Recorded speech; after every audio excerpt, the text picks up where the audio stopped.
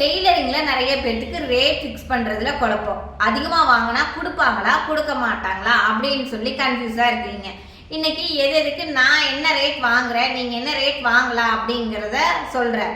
உடனே நான் ரேட்டை சொன்னால் நீ இவ்வளோ வாங்குறியா அப்படின்லாம் சொல்லாதீங்க. இன்னைக்கு எல்லாமே விலைவாசி ஏறி போச்சு.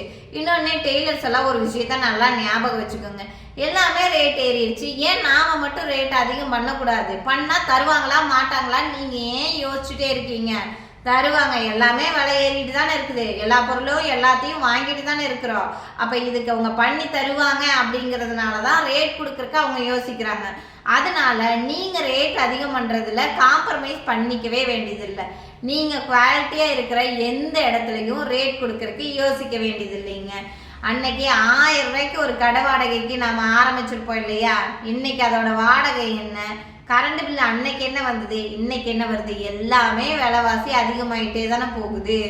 அப்போ நம்ம மட்டும் ஏன் இன்னும் 10 ரூபாயிலேயே ஓர் அடிச்சுட்டு 20 ரூபாய்க்கு ஃபால்ஸ் வச்சு கொடுத்துட்டு ஆல்ட்ரேஷன் பண்ணிட்டு இருக்கணும்? நாம் முன்னேற வேண்டாமா? நாம் அடுத்தடுத்த லெவலுக்கு போகணுமா? வீட்டில் தைச்சிட்டு இருந்த நீங்கள் இன்னும் பெரிய பெரிய கடை வைக்க வேண்டாமா? அதையெல்லாம் விட்டு போட்டு 10 ரூபாய்க்கு 20 ரூபாய்க்கு தைச்சிட்டே இருந்தீங்கன்னா நீங்கள் உங்களோட உழைப்பு போடுறீங்க. அந்த இடத்துக்கு உங்களோட உழைப்பு இருக்குது. யாராவது உங்ககிட்ட இது தைக்கிறதுக்கு இவ்வளோவா அப்படின்னு சொல்லி கேட்டாங்கன்னா சொல்லுங்க, என்னோட நேரம் அதில் இருக்கு, என்னோட உழைப்பு இருக்கு, அதுக்கான மதிப்பு தான் இந்த விலை அப்படிங்கிறத நீங்க தயங்காம சொல்லுங்க. முதல்ல நீங்க உங்களை நம்புங்க. நான் இந்த வேலையை சரியா செய்வேனா செய்ய மாட்டேனா, அவங்க கேட்டா கொடுப்பாங்களா மாட்டாங்களா அப்படின்னு சொல்லி நீங்க யோசிக்காதீங்க. ரேட்டை நீங்க ஃபிக்ஸ் பண்ணுங்க. ஒரு விலையை நம்ம தான் நிர்ணயம் பண்ணணும். நம்ம பொருளுக்கான விலையை நம்ம தான் நிர்ணயம் பண்ணணும். அவங்க உங்களைய 10 ரூபாய்க்கு பண்ணி கொடு 20 ரூபாய்க்கு பண்ணி கொடுன்னு அவங்க சொல்லக்கூடாது. நம்ம ஒரு செய்கிற வேலைக்கான விலை நிர்ணயம் நம்ம தான் பண்ணணும். சரி, இன்னைக்கு ஒரு 2க்கான ரேட் பார்க்கலாம். அடுத்த வீடியோவில் மற்றதெல்லாம் பார்க்கலாம். இப்போ சாரி ஓரத்துலேருந்து நம்ம ஸ்டார்ட் பண்ணலாம்.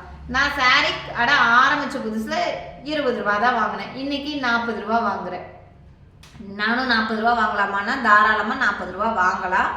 இல்லை அப்படின்னா நீங்கள் வீட்டிலையே தைச்சிட்டே இருந்தீங்க அப்படின்னாலும் 30 ரூபா வாங்குங்க. கண்டிப்பாக இன்னைக்கு கொடுப்பாங்க. அதுலேயும் சேரீ ஓர் அடிக்க, ஃபால்ஸ் வைக்கிறதுக்கு, கை வைக்கிறதுக்கு, லுங்கி அடிக்கிறதுக்கு, ஆல்ட்ரேஷன் பண்ணுறதுக்கு இன்னைக்கு ஆளுகளே கிடையாது. அதனால நீங்கள் வீட்டில் தைக்கிறீங்க, இந்த வேலையெல்லாம் வாங்கி செய்யறீங்க அப்படின்னா தாராளமாக காசு கேளுங்க, தருவாங்க. தராமையெல்லாம் யாரும் இருக்க மாட்டாங்க, தருவாங்க. ஏன்னா அவங்களுக்கு தேவை. அவங்களுக்கு ஒன்று ஓர் அடிக்கிறக்கோ ஆல்ட்ரேஷன் பண்ணிக்கிறக்கோ பக்கத்தில் இருக்கிறவங்கள தேடி வருவாங்க. அதை எடுத்துக்கிட்டு அவங்க 50 கிலோமீட்டர் போயெல்லாம் தைக்க மாட்டாங்க. அது நம்மக்கிட்ட வருவாங்க. அதனால நீங்கள் கொடுப்பாங்களா மாட்டாங்களான்னு யோசிக்காமல் அதை கேளுங்க. அடுத்தது, ஒரு சாரிக்கு ஃபால்ஸ் வைக்கிறீங்க அப்படின்னா இப்போ நீங்கள் ஃபால்ஸ் போய் தான் எடுத்துகிட்டு வரணும். இல்லை நீங்கள் காசு போட்டு நிறைய எடுத்து வச்சுருப்பீங்க. ஒரு ஃபால்ஸோட விலை பார்த்தீங்கன்னா ஹோல்சேலாக எடுத்தால் 18 ரூபா இல்லை 20 ரூபா இருக்கும். நீங்கள் தாராளமாக ஃபால்ஸுக்கு 30 ரூபா சொல்லுங்கள். அதாவது எடுக்கிற ஃபால்ஸுக்கு 30 ரூபா சொல்லுங்கள். வச்சு அடிக்கிறதுக்கு 50 ரூபா தாராளமாக வாங்கலாம். 40 to 50 ரூபா வாங்கலாம். நான் 70 ரூபா வாங்குறேன். ஃபால்ஸ் அடிக்கிறதுக்கு மட்டும் 70 ரூபா வாங்குறேன். நீங்கள் தாராளமாக 50 ரூபா வாங்கலாம். நீங்கள் அதுக்கு யோசிக்காதீங்க. கண்டிப்பாக கொடுப்பாங்க. ஃபால்ஸுக்கு 30 ரூபா. இன்றைக்கி எல்லாருமே சிங்கர் மிஷினு. உனக்கு அதில் என்ன ஒரு நூல் தானே அப்படின்னா இன்றைக்கி எல்லாருமே சிங்கர் மிஷின் தான் வச்சுருக்கோம், பவர் மிஷின் தான் வச்சுருக்கோம். நூல் இருக்குது, கரண்ட் பில் இருக்குது. எல்லாத்த விட நம்மளோட உழைப்பு இருக்குது, நம்மளோட நேரம் இருக்குது. நீங்கள் என்ன பண்ணுனீங்கனாலும் எத்தனை காசு கொடுத்தாலும் கிடைக்காது நம்மளோட நேரங்க. அந்த நேரத்தை நம்ம செலவு பண்ணுறோம். அப்போ அதுக்கான அமௌண்ட்டை நம்ம வாங்கணும்ல. அதை விட்டுட்டு நீ என்ன பண்ணுற, ஒரு ஓரம் தானே இப்படின்னு அடிச்சு கொடுத்தா அதுக்கு இவ்வளோ காசா, ஒரு ஃபால்ஸ் வைக்கிறதுக்கு இவ்வளோ காசானா மிஷினில் கொண்டு போய் ஃபால்ஸை வைக்கிறீங்க, சாரியை வைக்கிறீங்கன்னா தானாக அடிச்சுக்குமா? நம்மளோட நேரத்தை செலவு பண்ணி தான் அந்த வேலையை நம்ம செய்கிறோம். அப்போ அதுக்கான பலன் வேணும் இல்லையா? அதனால ரேட் ஃபிக்ஸ் பண்ணுறதுல நீங்கள் காம்ப்ரமைஸ் ஆக வேண்டியதில்லை. அடுத்தது, ஒரு ஸ்லீவ் ஆல்ட்ரேஷன் கொண்டு வர்றாங்க அப்படின்னா சும்மா பிடிச்சி மட்டும் கொடுக்குறீங்க அப்படின்னா 40 ரூபா வாங்கிக்கலாம்.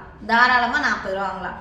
அதுலேயும் நான் சொல்லுவேன், இங்கே பாருமா, சும்மா 2 பக்கம் அடித்து கொடுக்குறதுனா எனக்கு 40 ரூபா ஓகே. நீ 10 வாட்டி கழட்டிட்டு போடுவேன். அதெல்லாம் பார்த்துட்டு நான் அடித்து கொடுக்கணும் அப்படின்னா ஒரு தையலுக்கு 10 ரூபா. இதைத்தான் நான் சொல்லுவேன். என்னக்கா இப்படியெல்லாம் பேசுகிறீங்க, இப்படியெல்லாம் பேசினா ஓடி போயிடுவாங்க, அடுத்த டைம் வரமாட்டாங்க. கண்டிப்பாக அடிப்பாங்க. ஏன்னா அந்த பொண்ணுங்களுக்கு ரெடிமேடு எஸ் சைஸில் இருப்பாங்க, எக்ஸலை தூக்கிட்டு வந்திருப்பாங்க. அவங்க சைஸுக்கு அது ஃபிட் பண்ணணும். 5 நிமிஷம் 10 நிமிஷத்துல ஆயிரும்னு நினைச்சிட்டு வாங்கி வச்சிங்கன்னா ஒரு பிளவுஸ் தைக்கிற அளவு நேரம் பண்ணுவாங்க, பொழப்பையே எடுத்து விட்டுருவாங்க.